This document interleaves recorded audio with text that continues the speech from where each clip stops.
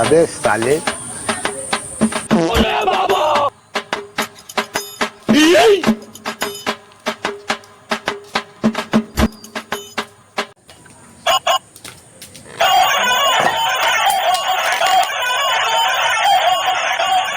Hello. হ্যাঁ hello দয়া, কে রে ভাই তুই? সিআইডি অফিসার এসিপি বলছি। কি জিসিপি? জেসিবি না, আমি এসিপি পাদ্রুমান বলছি। ও সরি স্যার, আপনার নাম্বারটা ডিলিট করে দিয়েছি।